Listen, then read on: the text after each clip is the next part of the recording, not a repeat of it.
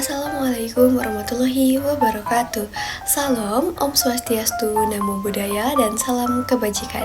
Perkenalkan, nama saya Alisha Putri Rusmana dari SMA Negeri 19 Garut akan memaparkan materi singkat mengenai hukum tertulis dan tidak tertulis.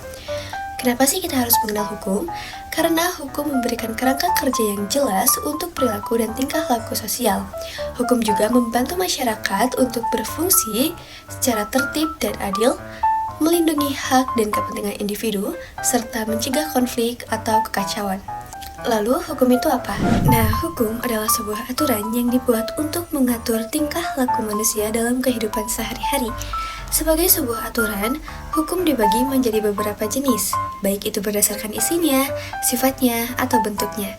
Nah, kali ini aku akan mengenali hukum kepada kalian berdasarkan bentuknya, yaitu hukum tertulis dan hukum tidak tertulis. Kedua bentuk tersebut memiliki perbedaan yang penting untuk teman-teman ketahui. Apa itu? Check it out! Hukum tertulis mengacu pada aturan atau peraturan yang secara resmi dicatat dalam dokumen hukum seperti konstitusi, undang-undang, peraturan pemerintah, dan keputusan pengadilan. Hukum tertulis ini dibagi menjadi dua, yaitu hukum tertulis yang dikodifikasi dan hukum tertulis yang tidak dikodifikasi. Untuk hukum tertulis yang dikodifikasi contohnya adalah KUH Dagang, KUH Perdata, dan KUH Pidana. Untuk hukum tertulis yang tidak dikodifikasi contohnya itu adalah undang-undang, peraturan pemerintah, dan keputusan pengadilan. Lalu bagaimana dengan hukum tidak tertulis?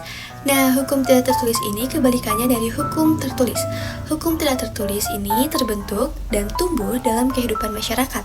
Hukum tidak tertulis dibagi menjadi dua, yaitu hukum adat istiadat dan hukum norma sosial. Hukum tidak tertulis ini berkembang sejalan dengan kehidupan manusia tanpa adanya kesepakatan bersama. Contoh perilaku dalam kehidupan sehari-hari dari hukum tertulis atau tidak tertulis. Dari hukum tertulis sendiri, yang pertama, melanggar rambu lalu lintas, maka sanksi yang akan didapatkan yaitu berupa denda sesuai dengan jenis kendaraan. Yang kedua, mencuri barang milik orang lain, maka sanksi yang akan digunakan atau yang akan didapatkan yaitu hukuman baik berupa kurungan atau denda, bahkan keduanya. Yang ketiga adalah penembagan liar, maka sanksi yang akan didapatkan berupa hukuman yaitu kurungan atau denda atau bahkan keduanya. Lalu untuk hukum yang tidak tertulis, contohnya yaitu tidak ikut berpartisipasi dalam kegiatan gotong royong, maka sanksinya akan dikucilkan oleh lingkungan sekitar.